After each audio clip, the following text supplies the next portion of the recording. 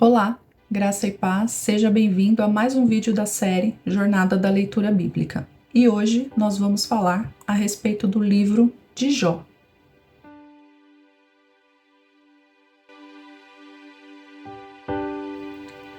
Bem, assim como acontece com outros livros da Bíblia Sagrada, como Ruth, Samuel e Esther, esse livro recebe por título o nome do seu personagem principal, nesse caso, Jó. O livro não menciona o nome do autor e, consequentemente, qual foi a data da escrita.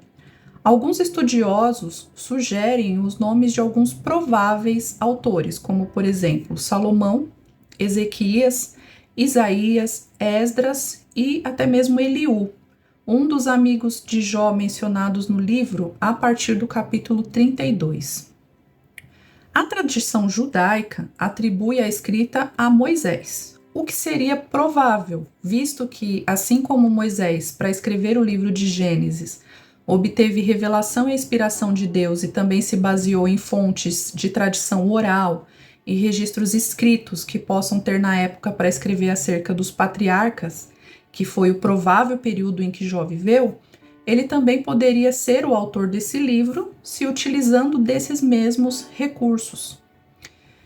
Existem algumas características na escrita do livro. É possível nós notarmos que os diálogos entre cada pessoa envolvida naquele momento não têm a forma de narrativa, ou seja, uma fala ou uma pergunta e logo em seguida o outro responde. Ao invés disso, nós vamos ver que cada um fala uma grande porção e apenas quando a referida pessoa termina a sua exposição ou o seu pensamento, a sua ideia, aí sim o outro começa a falar. E isso acontece porque o livro de Jó ele foi escrito na sua maior parte em forma poética. Além do livro de Jó, nós temos outros livros na Bíblia que também foram escritos de forma poética, como os Salmos, Provérbios, Eclesiastes e Cantares de Salomão, e algumas outras passagens bíblicas também. Além dessa forma poética, normalmente o livro de Jó é classificado como literatura sapiencial, ou seja, uma literatura de sabedoria. Mas a sabedoria aqui não se trata apenas de saber ou ter conhecimento acerca de um determinado assunto, ou até mesmo uma questão de inteligência, de ter experiências de vida, embora elas sejam muito válidas e valiosas, e também não se trata de uma questão de idade. A literatura sapiencial hebraica, como é ensinada na Bíblia, diz respeito a ter habilidades de fazer escolhas piedosas na vida com o intuito de agradar a Deus. Dessa forma, quando uma pessoa age e pensa de acordo com a verdade de Deus, ela aplica essa verdade. Ela pode então fazer planos, tomar decisões e ter alguns tipos de escolhas que ajudem a produzir os resultados desejados na vida. Mas tudo isso será sempre com o objetivo único de agradar a Deus.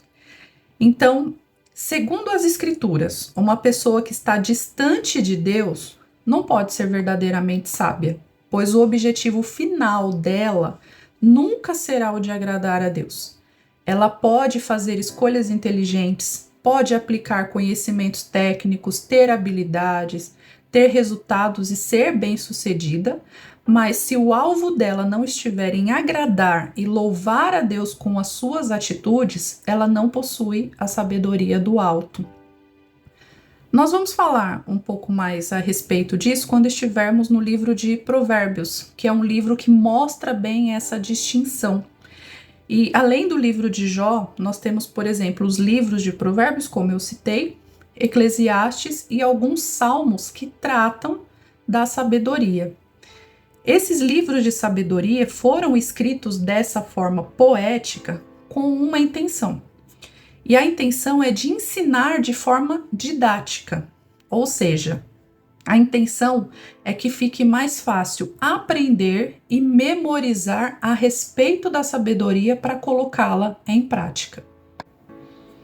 Bem, com relação à pessoa de Jó, Algumas pessoas questionam se Jó realmente existiu ou se foi um personagem criado simplesmente para uma história. E, bem, Jó foi uma pessoa que de fato existiu. E de acordo com o que lemos no livro de Jó, ele viveu no período patriarcal, ou seja, na mesma época dos patriarcas. Vemos no livro algumas evidências de que esse seria o período mais provável. Uma das evidências seria a idade avançada de Jó, que se observarmos que após o dilúvio, no livro de Gênesis, o Senhor Deus limitou a idade do homem e os patriarcas viveram em torno de 180 anos. A exemplo de Abraão, que viveu 175 anos, e Isaac, que viveu 180 anos. Então nós vemos que, segundo o versículo 16 do capítulo 42 do livro de Jó, Jó viveu aproximadamente 200 anos ou mais. Um relato que não vemos após a época dos patriarcas. Outra evidência é que a riqueza de Jó é mensurada ou calculada, de acordo com o número de rebanhos e servos, e não de acordo com a prata ou o ouro. Temos também o fato de que os primeiros capítulos nós vemos que Jó exerce o ofício de sacerdote em favor da sua família, algo que era comum aos patriarcas. Além disso, o livro não faz nenhuma menção sobre a aliança de Deus com Abraão, nem fala sobre Israel, ou o Êxodo, ou a lei de Moisés.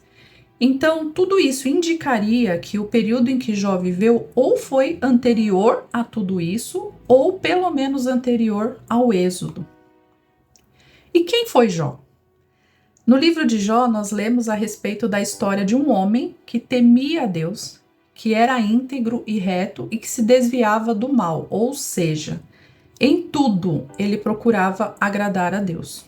O próprio Deus dá testemunho da sua fidelidade a Satanás. Jó foi extremamente provado, e isso com o consentimento de Deus. O próprio Deus permitiu que Satanás tocasse em Jó em tudo que ele tinha.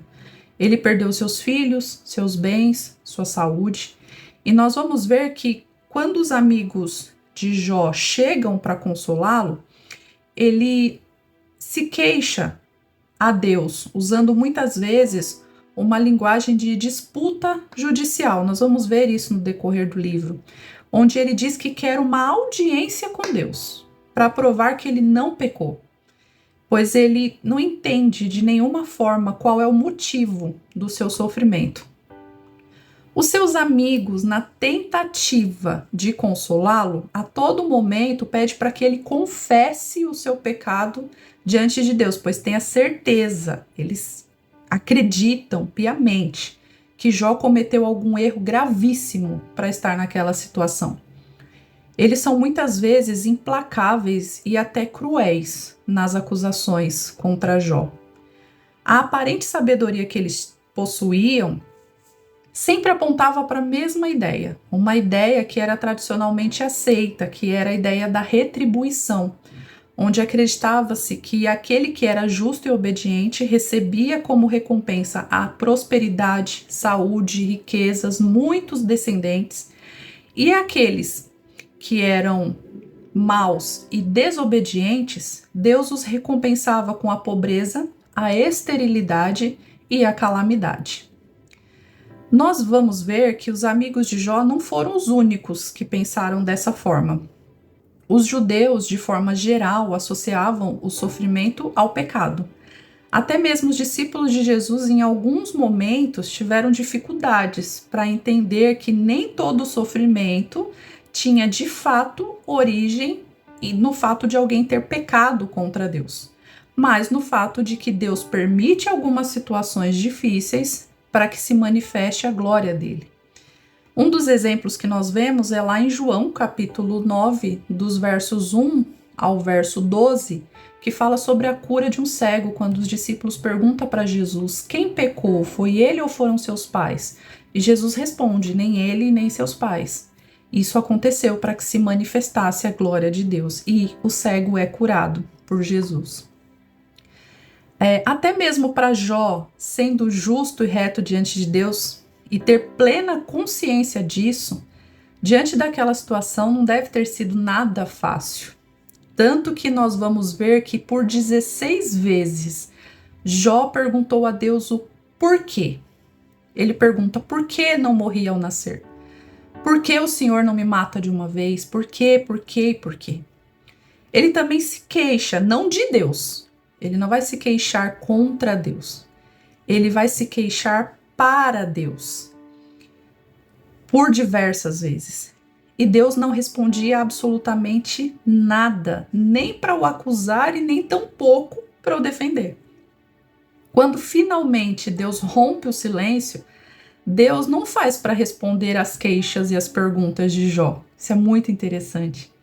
Ao invés de respostas, Deus faz 70 perguntas, todas retóricas, ou seja, que já tem a resposta, onde em todas elas as respostas sempre apontavam para sua soberania, o poder e o governo absoluto de Deus sobre todas as coisas.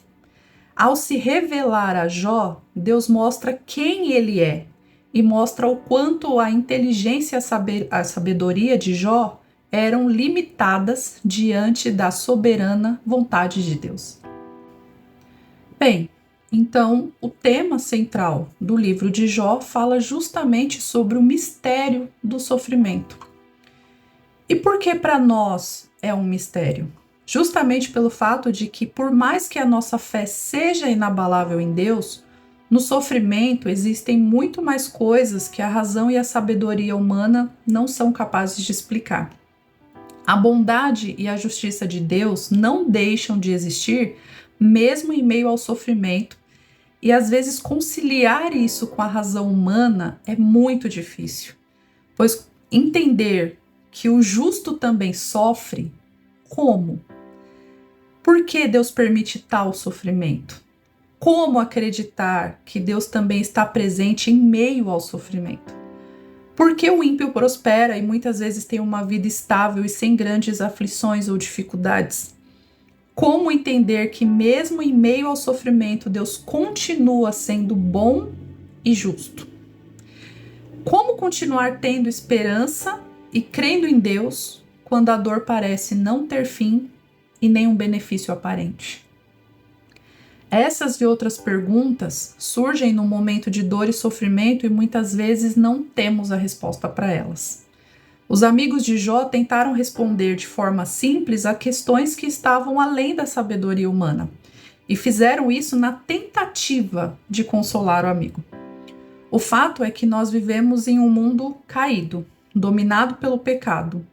Portanto, a dor, o sofrimento, a maldade e a morte são consequências da entrada do pecado no mundo, conforme nós lemos a partir de Gênesis capítulo 3 em diante.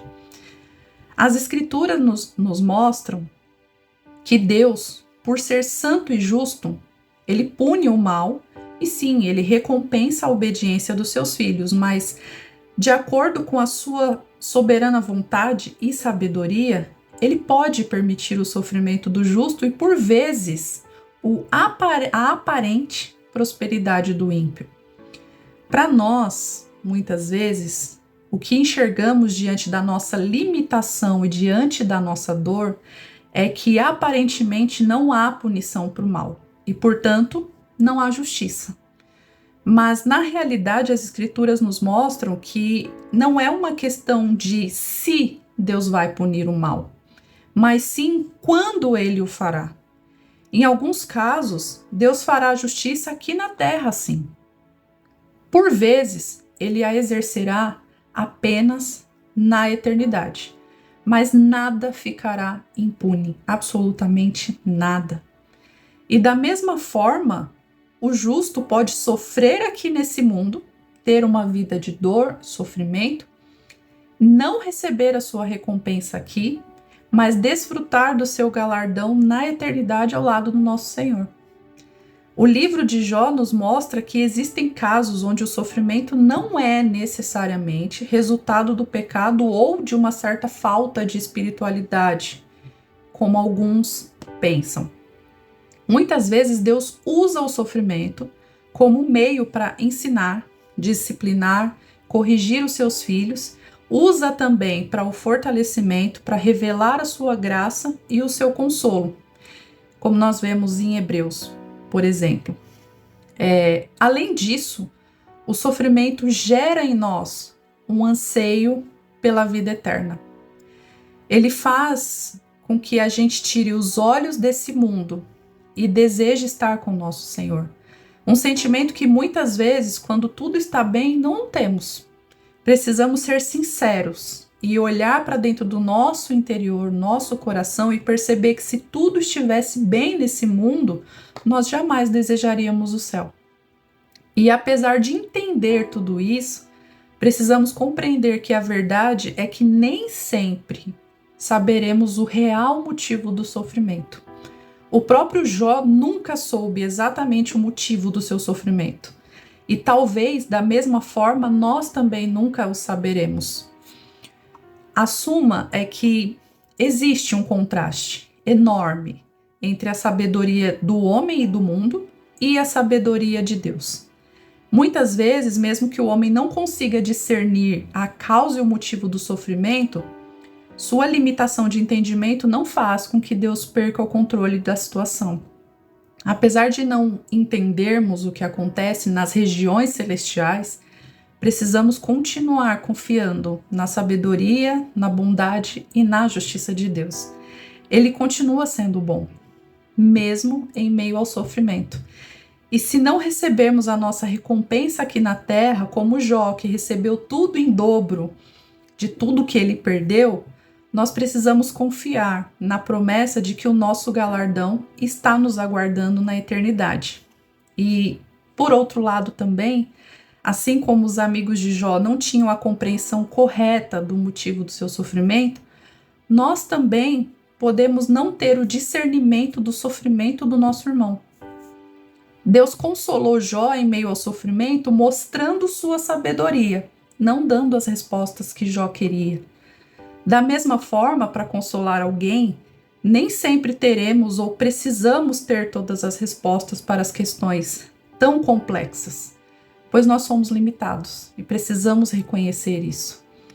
Talvez o que cabe a nós, ao invés de encontrar razões, seja apenas a compaixão, o acolhimento, o abraço, o orar junto e, se for preciso, o chorar junto também, chorar com os que choram, porque mesmo quando não tivermos os motivos ou as razões ou as respostas, um abraço muitas vezes consola mais do que palavras.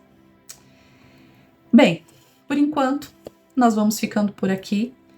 Boa leitura e até o próximo vídeo, se Deus quiser. Deus abençoe.